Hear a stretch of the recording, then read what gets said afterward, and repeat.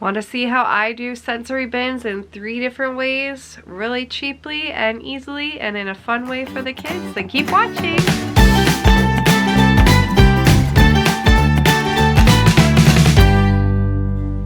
Hey guys, Sarah here from Work Life Blue, back for another Daycare Day video, and today I'm talking all about sensory bins.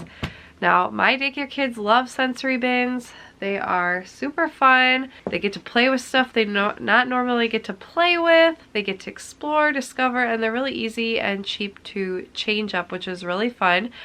But they can be a little expensive or overwhelming if you're just getting started with them, especially when it comes to what you're going to use to contain them, to fill them, and what things you're going to rotate in and out. So I just thought I would kind of go over what I'm doing, and hopefully this will be helpful for you guys. So what I use for my sensory bins are these Sterilite containers I got at Target. What are the dimensions? They are 23 by 16¼ by 6 inches high.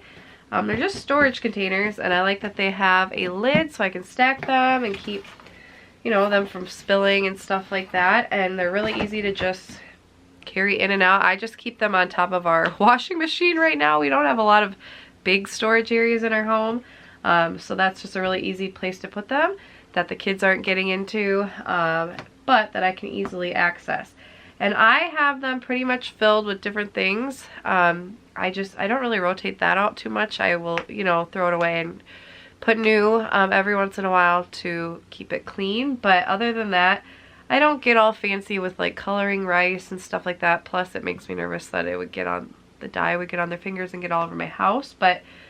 And you know, I think kids, it's okay to just keep things simple sometimes. Their whole lives are filled with really cool this and really cool that. So, you know, plain rice is okay. It's still fun. So I have rice in one. I have different kinds of pasta like bow tie, penne, rigatoni, I believe in the other one, and then just different kinds of beans. I have like pinto beans, kidney beans, and black beans in the other. So I like how the bottom 2 have different colors and sizes and shapes and stuff like that. And the top one is just rice. I went with brown rice because it was what was cheapest. That's what I love about this, is it's pretty inexpensive to fill these. So the rice, I just got a few bags of these brown rice at Target. You can also probably find these at the Dollar Tree. And you just put, you know, 3 or 4 bags and it fills that up.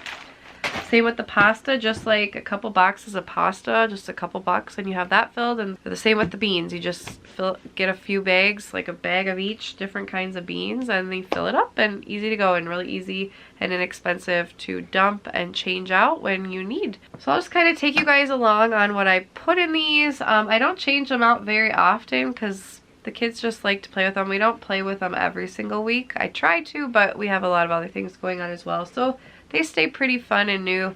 If we have a holiday coming up, I will, you know, put stuff in there that kind of go with it, but I don't overdo it. I do see things online of people who really get into it, and that's awesome, but I'm all about simple and not working when I'm not working. So if I have to go out and buy stuff all the time, it kind of defeats the purpose in my eyes. But I do try to like pick up some things. Like for Easter, we will be doing these little eggs. You know, I bought some little palms and stuff. You could do different things for different colors, like red, white, and blue for 4th of July and that kind of thing. But, you know, I just overall try to just rotate different toys in and out, but try to keep it pretty simple. So let's look inside. Okay, so this is just an example of what they may look like on a given week. I just kept my Valentine's Day one out so you guys could kind of see what kinds of things I put in. So for that one, I just had these fake petals in here. Cookie cutters, those are a great thing to keep in sensory bins, especially for holidays. You can find Easter ones, St. Patrick's Day, Christmas, and then they can make the different shapes, which is really cool. And then I always keep a bunch of scoopers, one for each kid. I try to do about 2 to 3 kids at each one. And then in this one, I love these like tong pinchers from the Dollar Tree. Really great for the kids to learn how to pick up stuff with them. And it's not always easy. I try to keep funnels. They can see, you know, okay, pasta doesn't really fit through there, but rice does. Really good for learning.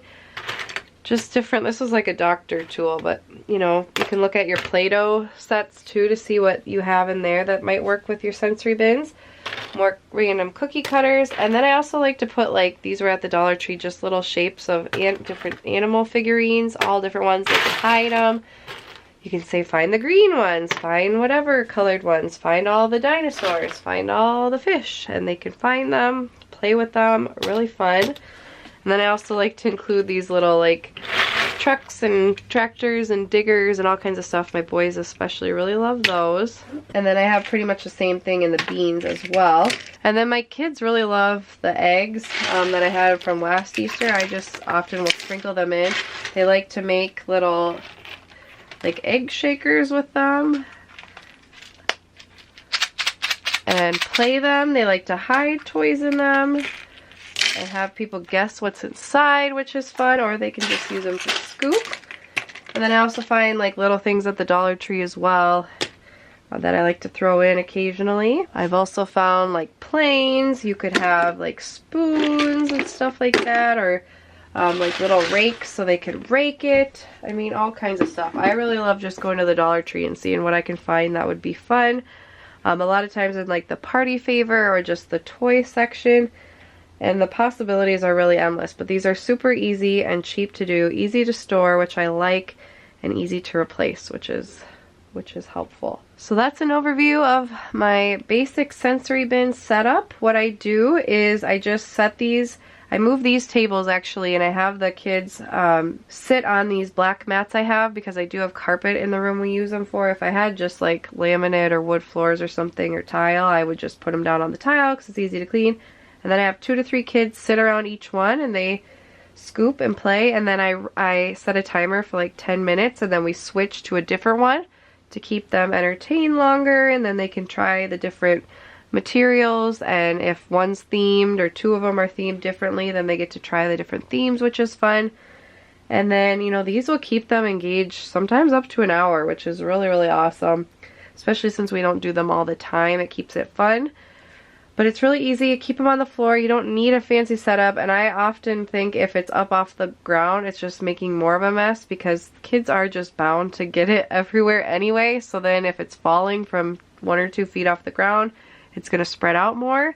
Whereas if they just sit on the floor and do it, it keeps it a little bit more contained. And then I can just vacuum quick after any of the excess, so that little mouths and stuff aren't choking on pieces and stuff like that. I have an octagon playpen that I've used before, and just put like 1 bin in there and had a couple kids play in it.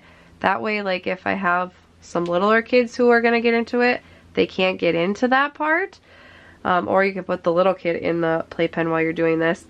But that also, if you're in the playpen, helps because it has a floor on it, so at the end when I'm cleaning up, it's not getting all over the floor, it's just in there, and I can clean that really easily.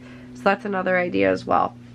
I hope you guys like this little tour of my sensory bins. I'd love to know what you put in yours and how you have it set up, and I will see you guys for another Daycare Day video next week. Bye guys!